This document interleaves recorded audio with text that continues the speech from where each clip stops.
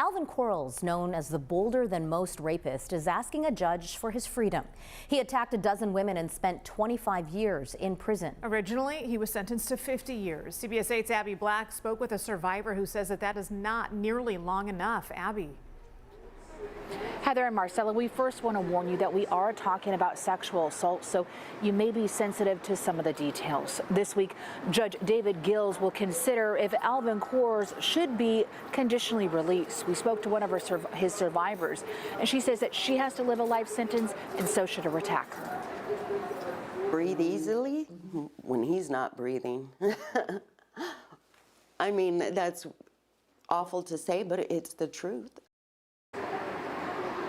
She has carried this weight for decades. Alvin Quarles pled guilty to raping Cynthia Medina at knife point in 1987.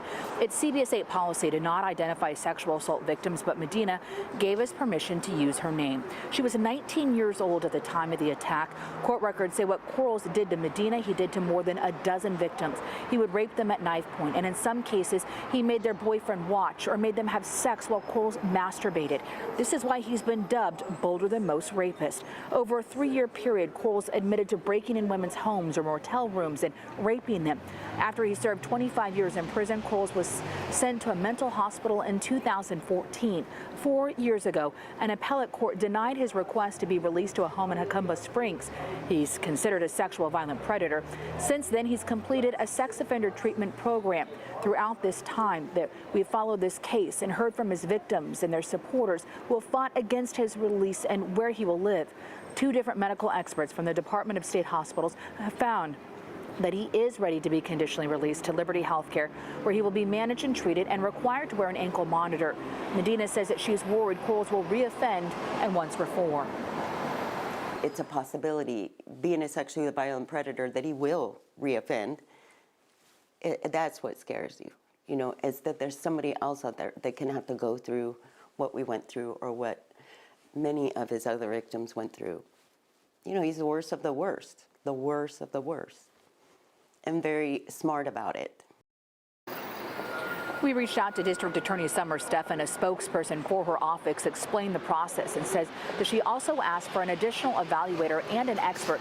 Both of them deemed Quarles fit for release, but she said that she will fight for the safety of the community within the rule of law. The hearing is to decide if Quarles should be released. That is scheduled for tomorrow morning at 9 in courtroom Judge David Gills' courtroom, but the survivors say that it most likely will be moved to Thursday because of a scheduling conflict. We will keep you updated on any new developments.